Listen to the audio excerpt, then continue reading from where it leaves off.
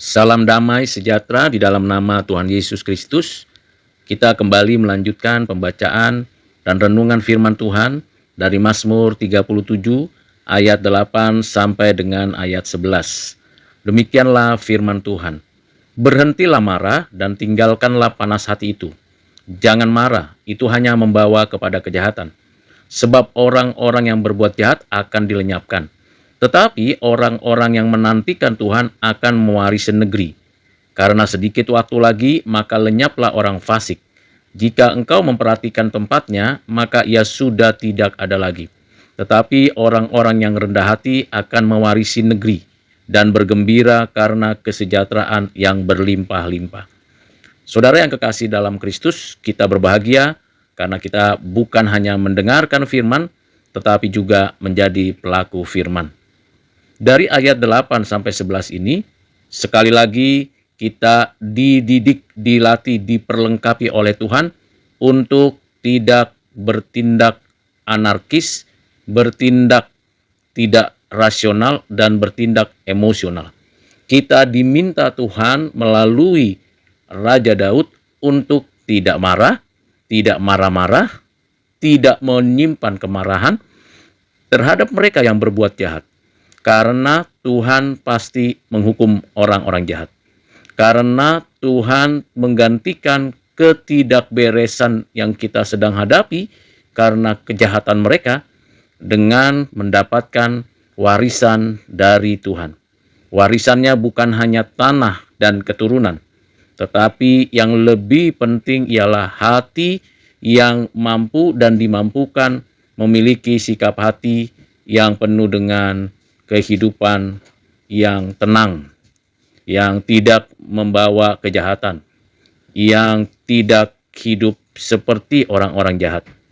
Selain kita dikaruniai warisan dari Tuhan, kita diberikan sikap hati yang merendahkan diri di hadapan Tuhan.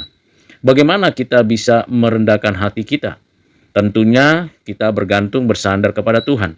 Dan apa manfaatnya? Apa caranya supaya kita rendah hati? Tentu manfaatnya kalau kita rendah hati, kita tidak lagi marah dan marah-marah. Kita tidak lagi punya sikap hati yang mendendam. Kita haruslah memiliki sikap hati berserah menanti-nantikan Tuhan. Tentu tidak mudah dalam situasi kita ditekan, ditipu, dianiaya, dan diperlakukan tidak adil. Namun, apa yang kita lakukan dengan daya tahan dan kekuatan dari Tuhan, kita justru akan mewarisi apa yang Tuhan sudah janjikan, dan kita akan menikmati kesejahteraan yang berlimpah-limpah. Lebih dari apa yang kita mungkin tadinya harapkan bisa kita nikmati. Misalnya, orang-orang jahat itu melakukan ketidakadilan, tidak memperlakukan manusia seperti sesama manusia. Dan kita berharap kita diperlakukan adil, sejahtera. Dan itu harapan kita. Artinya kita mau diperlakukan adil dan baik. Namun, kalau kita bisa dengan kekuatan dari Tuhan, dengan pertolongan darinya, sehingga kita menantikan Tuhan yang akan membalas kejahatan dengan penghukumannya, kita juga berserah kepada Tuhan, dan kita melakukannya dengan kerendahan hati, maka lebih dari apa yang kita pikirkan tentang keadilan dan tentang kehidupan, kita akan menikmati kesejahteraan yang berlimpah-limpah.